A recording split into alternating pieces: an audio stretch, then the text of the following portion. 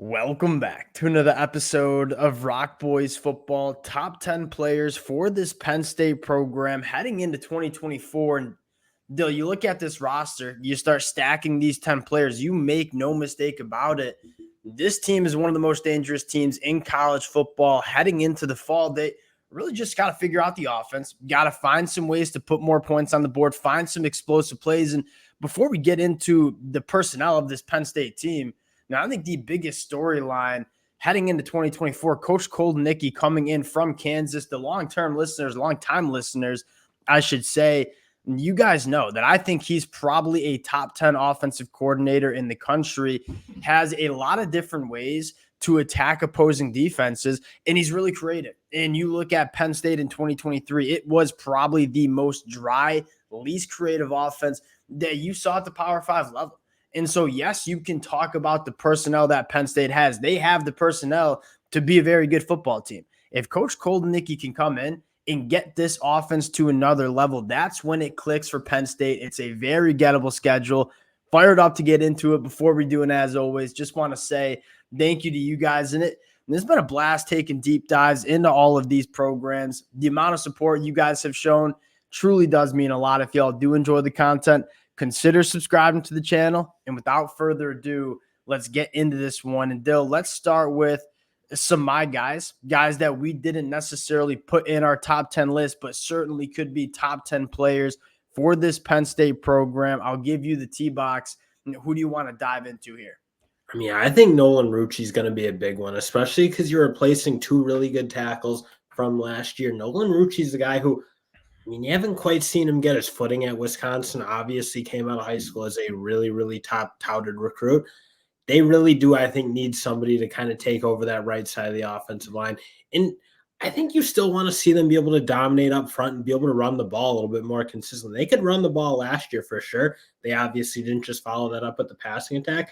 I think you watch the way Koldenicki likes to run his offense. It is kind of predicated on the run game essentially first and then hitting big plays off it. So you need guys like him. You need some of these younger offensive linemen to play really, really good and be able to dominate kind of the way they were last year at times. And you make no mistake, Coach Koldenicki comes in. Yes, he wants to be explosive in the passing attack.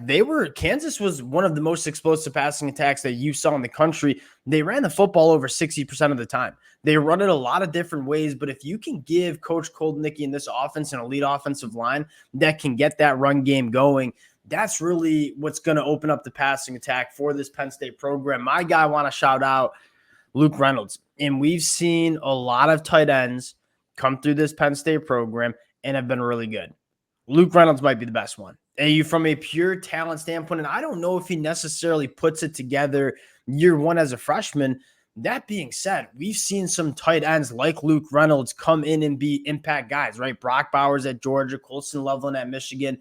I think Luke Reynolds can come in and be an impact freshman at the tight end spot. That's somebody that I'm extremely excited about. And let's get into our top 10. And Dill, let's have the conversation right off the bat. Penn State fans, I would love to hear from the Penn State fans in the comment sections regarding Drew. You look at the numbers and say, those are solid numbers. You see on Twitter, they put up Drew's numbers, JJ's numbers, and they say they're identical. Now, the big difference between Drew and JJ is JJ played his best football during the big games. We look at Drew and say, we have no question marks about the talent that this kid has at the quarterback spot. You want to see him play his best football in those big time games. And if he can do that, you're talking about a top five player on this Penn State program. I think making the changes at the offensive coordinator spot is going to be a massive help for somebody like Drew. Having him at 10, a guy that certainly could be out of the top 10, certainly could be a top 5 player. I'll kind of ask you, where do you have Drew here cutting into 2024? He's such a tough one because on the one side, you're like, well, nothing was doing him any favors aside from himself at times, especially against those big teams. The offensive line, I didn't think played great against Michigan and Ohio State. The wide receiver play, obviously not to where it needs to be. And also, frankly, the coaching staff and the creativity and just not allowing him to do anything easy. Everything it felt like was really, really hard. So all of that kind of conspired against him. But at the same time, he did make way too many misses, I thought. There's still things he certainly has to clean up. So he's a really, really hard guy to evaluate at the end of the day, because when things were going well for him and they were rolling against those teams that they were overmatched, if you will. He was really, really good. You saw the talent shine. It's going to be about him. Yeah, exactly what you said, rising, but also them giving him something easy to get rolling against those big teams where they just didn't last year. Two things with Drew that I really want to see. One, you noted, give him some easy throws. Like, let him find his rhythm. I don't know if there was a single time during that Penn State season in 2023 where you looked at that offense and say, yeah, they found their rhythm. Like, they're moving the chains consistently, giving him some easy throws. That never really happened. I think the second thing is, yes, you want to give him some easy throws, put a lot on his plate as well. This is one of those rare quarterbacks that can make any single throw that you want him to make. You can't say that for a lot of quarterbacks. So give him some easy throws, but also move him outside the pocket. Ask him to throw on the run. That's something he did phenomenally well coming out of high school. I feel like they just didn't treat him like an elite quarterback. I think you got to treat him like a quarterback that can be elite. And I think that's how this Penn State team maximizes their offense in 2024, going to number 9. And we talked about Luke Reynolds. You talk about just steady Eddie Tyler Warren, and he's not as talented as Luke Reynolds. And quite frankly, I don't think it's that close. You look at Tyler Warren. I'm not trying to knock this kid because everything you want in a tight end, Tyler Warren gives, right? A 69% completion percentage when targeted. You want your tight ends to be friendly pass catchers over the middle of the field. 7 touchdowns. That was tied for the lead for this Penn State offense. He was second on the team in first down catches. So you look at those 3 boxes that you're really looking for tight ends. 1, quarterback friendly, certainly Tyler Warren. 2, getting it done in the red zone, 7 touchdowns, did that. And then thirdly, on those big time third down plays, do you have a tight end that can work those intermediate route trees and move the chains? Tyler Warren can do that as well. Again, not as flashy as somebody like Luke Reynolds. Very, very important to this Penn State offense and very important to Drew having success in 2024. Because he was the one guy that when he got his matchups, you felt like there was a pretty good consistency of winning them, getting open. I mean, against Michigan, Penn or Ohio State, those big games. Him and Theo Johnson, frankly, were the only 2 guys who was like, well, if they got where they wanted, they got the matchup they wanted, you felt really good about him winning. The only thing with Tyler Warren, I think you probably want to see cleaned up is the drops. I thought there were too many of those last year. And it wasn't like a huge problem, but again, when you're trying to be that real number 1 tight end, you really shouldn't be dropping quite as many balls, especially if they're catchable. That's the one thing I think to clean up. But aside from that, it's just what you said, the one guy you kind of felt was dependable in that offense, the pass catcher. Going number 8, and let's talk about Nick Singleton. Dill, you sent me the list, and I put Nick Singleton at 8. I think that might be a little bit low. I don't think he had the year a lot of people were expecting him to have after the freshman year. There are still a lot of things that you really like about Nick Singleton. One, he is an elite pass catcher out of the backfield, and you talk about some easy access throws and letting people operate around Drew.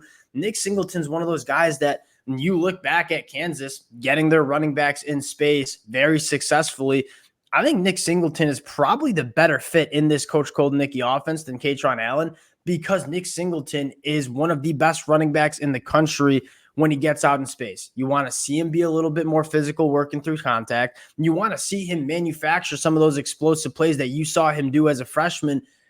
If there's one thing that I'm just fired up about with this Penn State team, you look back at Coach Koldnicki, so many different ways to let his running backs have opportunities to hit explosive plays.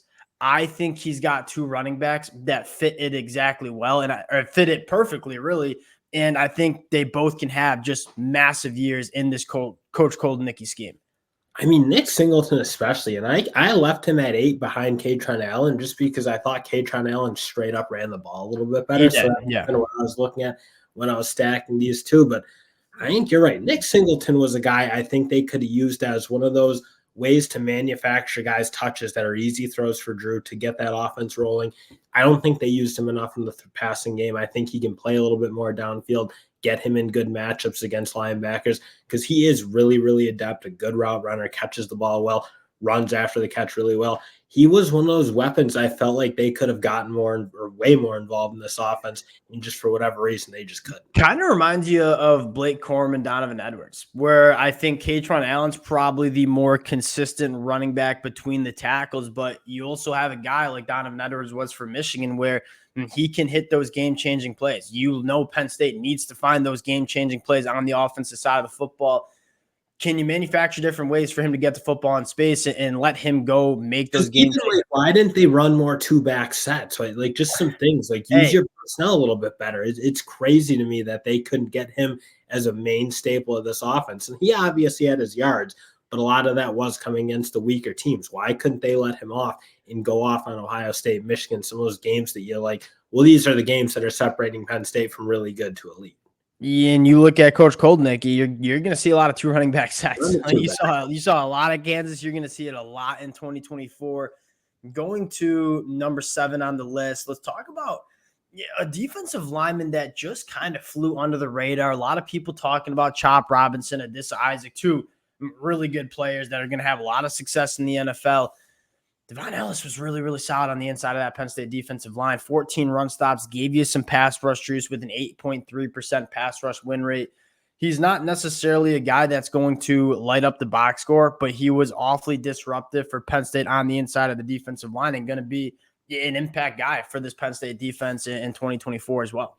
Just felt like he was the most complete guy because Penn State's got those guys that are really good at getting upfield, really good at making plays in the backfield, but I did think Devon Ellis gave them that ability to kind of free up their linebackers, fill gaps, eat up blocks, double teams, all that. Like, so I thought he was able to give them that one thing some of those other guys like Durant and some of those other really athletic, disruptive players were kind of missing. So I can have him as my number 1 D tackle in Penn State going in. Number 6, Julian Fleming, a guy that's a really intriguing conversation to have. We all know former top 5 recruit coming out of high school, goes to Ohio State. Dill, he wasn't a washout at Ohio State. When he was on the football field, he was a very solid receiver for Ohio State. Just was really hard to get on the field when you're talking about multiple first-round NFL draft picks during Julian Fleming's tenure at Ohio State. He comes to Penn State. He is, in my mind, by far the wide receiver 1 on this offense. He's going to get a lot more opportunities. You talk about getting some wide receivers that can go make plays for your quarterbacks downfield. I think Julian Fleming can be that guy. And I think a lot of just pure college football fans are really excited to see Julian Fleming be a focal point in an offense because we all know what this kid can do from just a physical talent standpoint. Yeah, and my thinking is just that guy in the boundary that doesn't necessarily need to be wide open to make plays. I mean, to be able to work that back shoulder route, I thought he had pretty good success with that at Ohio State. His feel for that outside boundary play, again, they just didn't have it. They had decent wide receivers who could work across the middle, I thought, but they didn't have big body guys who could just go one-on-one with corners and make plays on the football. So again, those things that just might allow Drew to get a bit of rhythm, give him a chance to, again, see some success, if you will, in some of those big games by getting some help from his teammates. I think like Julian Fleming's one of those guys who can do that. He's a guy that can elevate a quarterback's play. Going to number 5, Kobe King, a linebacker. We talked about this a lot doing our top 10 rankings. When you have a linebacker that is really just as consistent as Kobe King, that's huge. And especially when you throw a guy like Abdul Carter in where you can get Abdul Carter a little bit off the leash, if you will, and you can kind of rely on Kobe King to be that true off-ball linebacker that's going to clean up a lot of plays. And then, hey, Abdul Carter, we're going to put you on the edge. We're going to move you all around the defense and let you impact this defense from a big-time manner. You can just rely on a guy like Kobe King to be that solid middle linebacker that kind of cleans up the messes of this Penn State defense. The more I watch Kobe King, the more I almost think like we might be almost sleeping on him. And we have him at 5. And I don't know that there's like you see the next guys on this list, these are studs. So you can't necessarily put him higher. But he's like a guy who deserves like national attention. Is just a really, really good linebacker. I mean, makes a lot of plays, doesn't miss a ton of tackles. Just a guy who I think, again, gets like overshadowed a little bit by guys like Abdul Carter who are more playmakers.